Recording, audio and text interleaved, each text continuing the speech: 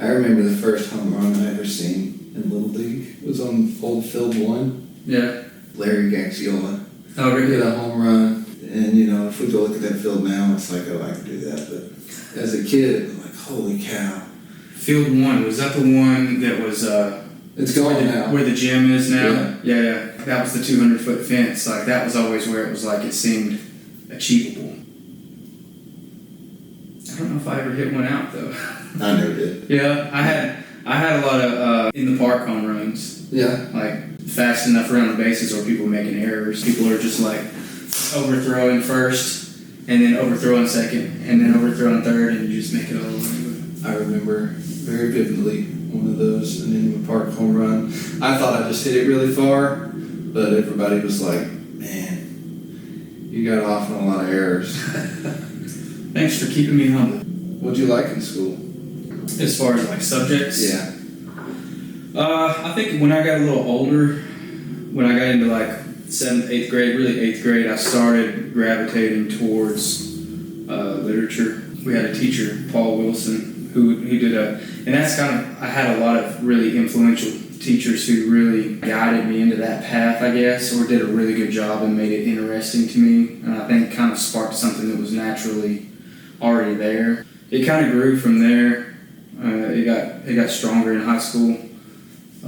Caesar Campana was a huge influence on my literary interests. And then in college, and also Deborah England. You know, I had her for an English class in high school too. But then in college, I had Suzanne Ledford, and she did a really good job of just, I don't know, I liked it. I liked the metaphors, I liked the analyzing things, you know, thinking about things, thinking about what somebody could have meant with this, what they were thinking when they wrote it. So kind of naturally, I had a natural affinity for it. But I did like writing. I did like stories, you know. I did like creative writing. I liked songwriting, you know. I grew up on 90s country on the radio, and all of those were like, a lot of those were storytelling songs, you know. So when I started writing songs, they kind of followed that structure. Like they would tell a story or have a moral, you know, have a main idea. And have something that you were like, have a purpose, have something that you're trying to get across. Are you writing any currently? Yeah, some. I don't write every week, or I'm not operating on like production. If you sit down and say, hey, I want to write a song, do you have to put yourself in a different headspace than say, I want to do a creative essay, or does it have to be a certain feeling, like, hey, that feels like a song? It is different, because like whenever I sit down to write a song, usually, and there's different scenarios too for me. I think the songwriting process is different for everybody, but for me, you know, I can definitely write off of just inspiration, you know, something that I've seen or something that I feel like needs to be said. Or songwriting usually, like, it's a little more, and this may be a problem with me too, and maybe why I've struggled with it at times, but it's a little more confining, you know, because there's not really rules, but there are rules, you know, as far as like you can't just write out a bunch of gibberish and then be like, here's a song, you know. It's kind of got to follow, and you can confine it too much to be like, well, it's got to be verse, chorus, bridge, chorus, outro, you know, like you can make it follow those things, but I've heard some pretty good songs that totally break that rule. Oh, absolutely. You know? Yeah, no chorus at all, just it tells a flowing story, you know, throughout the whole time. It kind of came about like very organically. I started a YouTube channel because there was one of my older brother's friends, like I played guitar around, you know, and stuff, like with them and at home and stuff, and he was like, dude, I want you to try to cover this song. And I was like, well, I don't know how to get it to you. He was like in college somewhere else. I was like, oh, I'll just do a YouTube channel and I'll put a video on there. That way you can see it.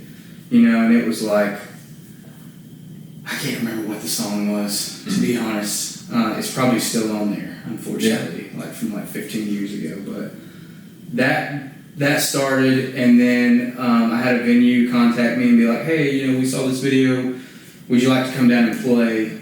Yeah. We can't pay you, but we'll give you a free tab, you know. And I was like pretty young at that time, and made me feel important, and I was like, okay, cool. And then I went, and I'd been writing songs a little bit before that point, but so it was a venue and a stage to share some of the stuff that I've been writing, but it kind of just grew organically from that. You know, another place called, and then another place called, and then I started getting paid for it, and then I started getting paid more, and then I went out further, and that happened for a few years, you know, and then I got a band, met all the guys, and we kind of grew from that, and then just kind of kept going. Whenever I first started, like, aspiring to be a successful musician, you know, or successful music entertainer, inevitably you have that road through Nashville or through wherever, you know, but the next big place, the next big stage, or whatever's going to provide you the opportunities usually goes through the traditional means of, you know, a record deal or whatever. Yeah. So it's like, even subconsciously, if you're not aware of it, and there's so many songs that are written about it, like, it gets talked about, and it almost like the idea of it, you forget that it's like a real thing. You know, people talking about selling your soul for success, or selling your soul to the record label, or whatever, you know. Yeah. And it's like, it's almost romanticized, you know what I mean? So it's like a kid, you kind of grow up with, like, thinking, maybe not outright, but like, yeah, I'm going to make that deal, you know, because I'm going to make it to the top, because that's what this dude did that was singing about it, and, you know, and as you kind of go down through that, then, like, and the experiences that I had early on in Nashville, and talking to some of those A&R guys, it was like, some of the people they're asking the cringy questions of, like, you know, we want you young, we want you single, we want you, like, haircut like this. I mean, like, seriously, you know, like, not everybody's like that, and it's not really much like that now. Like, the internet, YouTube, and just streaming services, like, you don't really have to have those guys. But inevitably, you kind of fall into that of, like, well, I need to write songs like this, you know. And that's kind of like, for me, that was kind of the beginning of, and it's not like I, like, totally compromised who I was, you know what I mean? But it was like, I got used to the idea of, like, okay, well, I'm going to write things that people like, you know. Okay, I'm going to write songs that are radio friendly, or people can dance to, or whatever. And I never was, like, 100% overboard on that, but it is a thing, you know, and it definitely affects, like, I feel like that my time off from music is like, I feel like God gave me a gift, and I don't say that in any kind of conceited way, you know. I feel like that He gave me a desire and a passion to express myself musically, to be able to allow people to feel the things that I feel on a deep level through music and through writing, you know. And I've experienced that with just fans and different people over the years, you know, where I would write a song and people, I feel like they would understand what I'm trying to say. But I think that, like, that was the pure beginning, and then it's like years of trying to make it in the music industry, and for myself, and for all of the things that just get convoluted along the way in there. It's like you get further away from that pure form, you know what I mean, of the gift that God gave you. And so, like, whenever I took a step away from the whole thing about 3 years ago, it's like a healing process needed to start taking place, you know what I mean? And I feel like I'm still in that. When you were performing, did you prefer the covers or your original? Originals. A lot of the covers were definitely for the people, you know, like, for the crowd, of, like, and you definitely analyze that. You want to put on a good show, you want to do a good job, you know, you want to do good work at whatever you're doing, and people being satisfied and happy, you know, I think that equates in that particular situation. So sometimes we would play covers, it was just like, oh, such a good song, you know. It's like, hey, I got good stuff too. Oh, yeah. And it's, you know, but honestly, we didn't care too much about that. Like we didn't want to play our original songs, and we sought those kind of gigs, you know, to where we could do that. But yeah, for me, my favorite kind of shows were definitely always the writers' rounds, to where you would go and talk about your songs and share them, you know. Was it a different feeling being on stage? Was it something that you could almost grow addicted to? For sure. Performing? Yeah. That wasn't really a big motivator for me at the beginning, especially. It wasn't like, oh, I want to have this attention, I want to be up in front of people. But it is a good feeling, you know.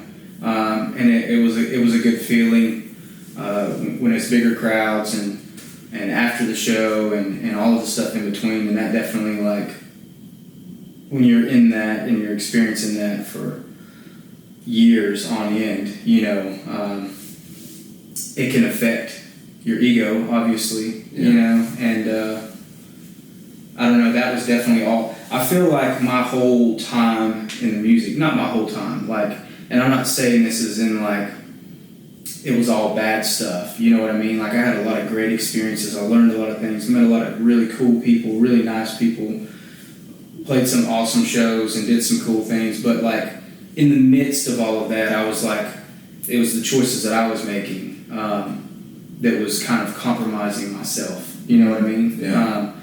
Like whenever you go against something that you have a conviction for, you know, something like your conscience is telling you, like, don't do that.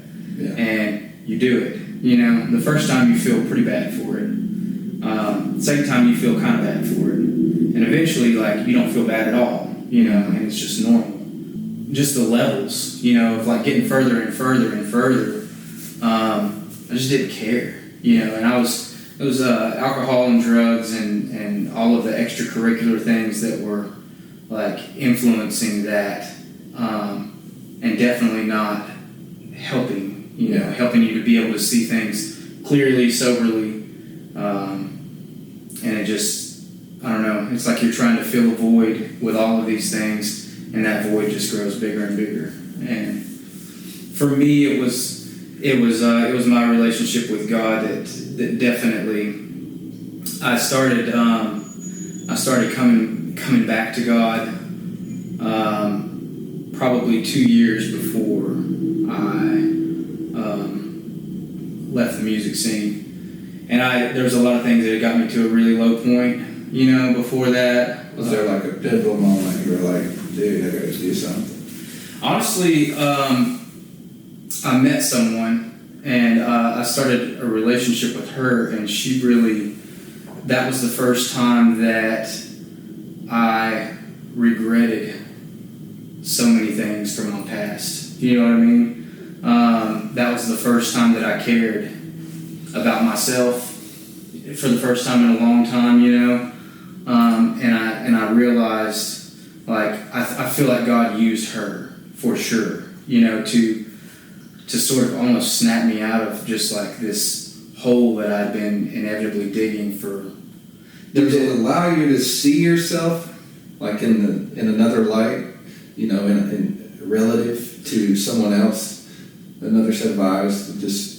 Yeah, I think that like the way that she saw me, you know, the way that I was with her and the way that she saw me allowed me to realize that's who I really was, you know, and that's who I used to be, but before I'd not been being that person, you know. And there was a lot of like, there should have been a lot of turning points before that, you know, a lot of rock bottom moments that it's like, well, this will wake you up, you know, a lot of just like crash and burn moments, but yeah, somehow it wasn't rock bottom, you know. I got the jackhammer and I just started getting into bedrock, I guess. But I had another question. Oh yeah, what would you say to anyone aspiring? You know, making a YouTube video right now. Aspiring to be like a performative musician. I would just say to know who you are, to be okay with that, to know who God is, and to seek Him in all things that you do, and to trust Him over your own judgment, your own intuition, your own desires. So you feel that God assisted you when you were pretty low, For sure. and sending someone to say, hey, let's take a look at this. Yeah, and you know, that's one example. Yeah. Like, I feel like that he showed up for me a lot of different times, and a lot of times leading up to that. You know, and in my belief that, you know, who God is, that he's the creator of all things, that he's the God of now, he's the God of the past, he's the God of the future. He knows all things. And I think that 1,000 years ago, he knew that you and I were going to be having this conversation right now. You know, he knew every word we were going to say. So, like, whenever I put that into perspective and I remember that, it helps me to trust going forward. You know, if he's leading me in a direction that I feel like doesn't make sense, I'm like, he can see. You know, he knows things. And I feel like that there was a lot of instances, you know, before that point where God showed up. There was a lot of times where, like, when I was pretty low, that I was questioning him. I was questioning his existence. You know, I was questioning, like, is religion and all of these things just like man-made stuff? You know, is this just like a psychological crutch that we use as people because we have this need to believe in something higher, you know, in order to get us through these things? Like, I questioned those things, but I feel like that I had accepted, I got saved when I was 8 or 9 years old, and I still believed that deep down. You know, even in those darkest moments where I was questioning that and wondering all of those things, and it kind of just led to despair because it felt like God wasn't hearing me. You know, I'd be like, oh, well, I'm trying to pray about this, you know, make things better, God, but then I would go smoke weed all night long and do all the other stuff. You know what I mean? So it's like I was still doing all the things and then just being like, well, God's not getting me out of this. Yeah. I might as well just keep doing it. But there was a couple of things where I met this kid named Danner Carbon from Andrews, and he had, I think he was 8. He had cancer. And I went up, I knew his dad, and he'd asked me if I'd come up and just hang out, you know, in the living room. And I'd written this song. It was about COVID. It was about we're going to be okay, you know, all this is, it's going to be okay. And I ended up playing that song up there in his living room. And it was pretty emotional, you know, just the whole interaction between him and me and his dad. And when that was over,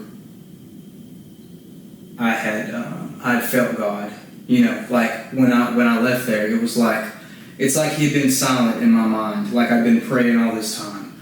And, you know, in my arrogance, I'm like, well, he's not even talking to me.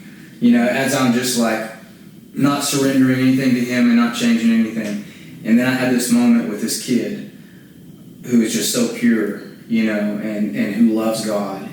And I left there, and it was like in my mind, like I felt God, you know, and I just cried, you know, leaving there. Not because I was like sad for Danner, you know, but it was just because like God's presence. And it was like in my mind, I was like, okay, I'm gonna do better. You know, I'm gonna make some changes. I'm gonna do some things. Inevitably, I didn't. You know what I mean? And there was a few things like that where God was like, I felt like He was just like, He was so patient with me. Yeah. You know, while I'm just like running 100 miles an hour down the wrong road, you know, and He's just like whispering every now and then, like, hey, I'm still here. He was just patient, you know. So there was a lot of things I feel like that led up to that.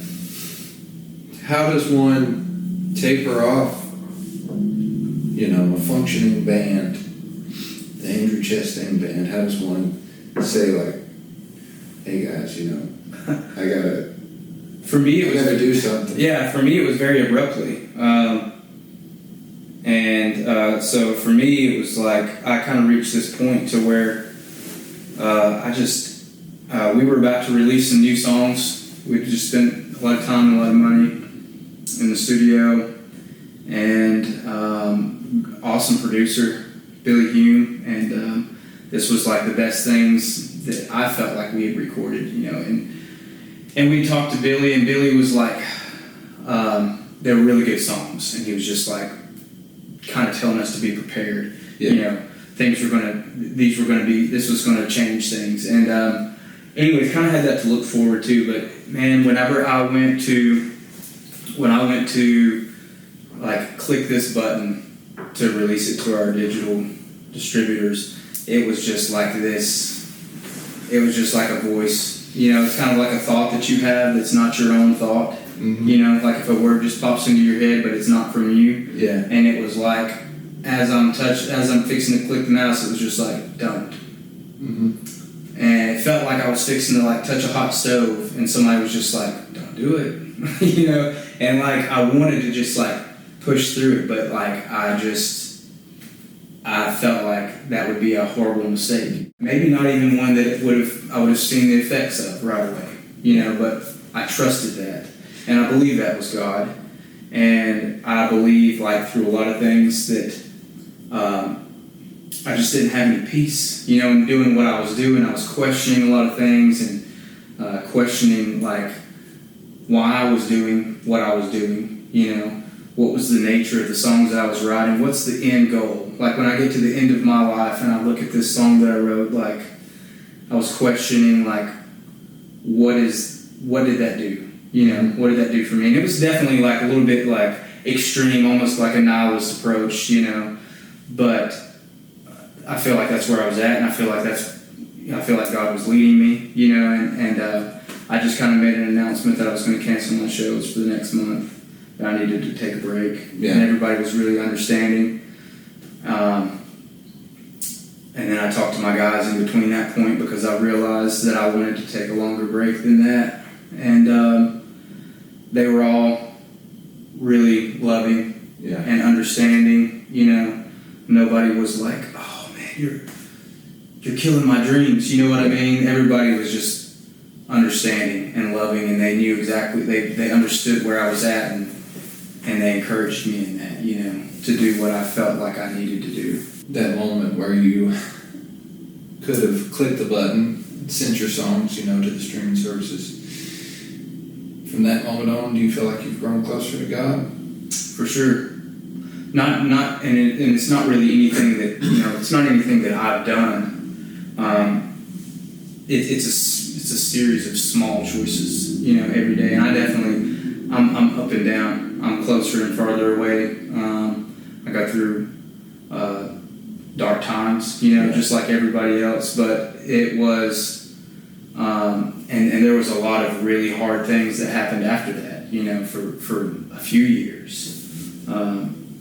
Not just of like giving up this identity that you had worked for years to create, worked really hard to build up this picture of who you are, and worked really hard to live up to what the world says that you're supposed to be, as far as like a songwriter or a music artist or any of that thing, but trying to like distance yourself from that identity, and it not necessarily being like it was a bad thing. It's not like I'm saying that country music is bad or singing songs are bad or any of that. So it's hard for a lot of people to understand, because they kind of just automatically assume like, oh, well, you're trying to get closer to God and you're leaving that, so you're going to start doing Christian music, And I was like, I don't feel that. Right now, I don't have an answer. I'm not leaving this for something else. I'm leaving this to try and surrender everything and just follow God and wherever He's going to take me.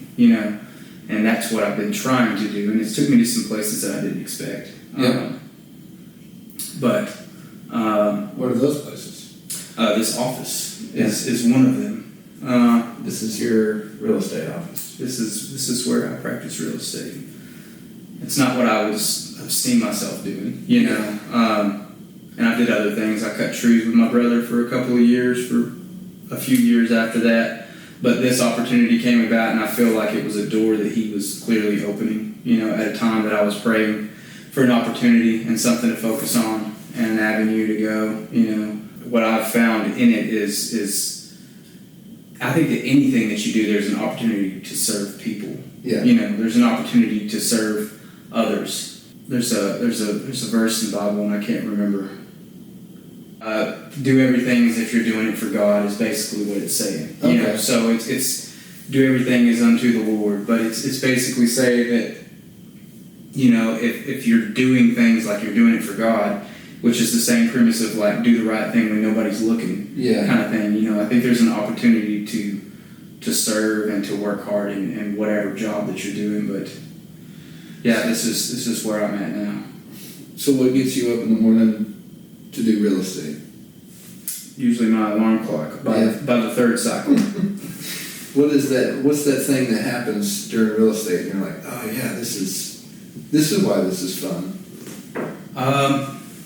Probably, you know, where somebody's in a personal situation and they need somewhere to live and they need it quickly, and their budget is not as high as they would like it to be, you know, and but then the perfect thing comes along and the people take their offer, which you never think they would have, and it works out good for them. You know what I mean? And it's just like you feel like you can see God working in that to help this person. Yeah, like they're happy to sell, and of course they have a happy buyer. Yeah, and the people who are, you know, getting out of the existential circumstances that they really need to get out of, and they've got like this safe haven, and it all worked out, and it's like, this should not have worked this way, you know.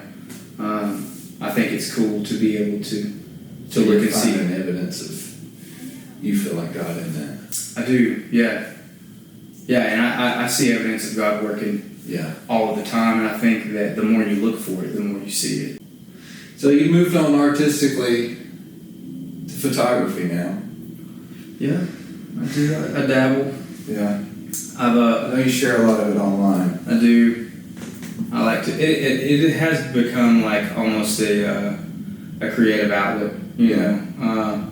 Does that? I was thinking about this earlier. Does that feel like it gets you closer to God? Creation, you know, admiring?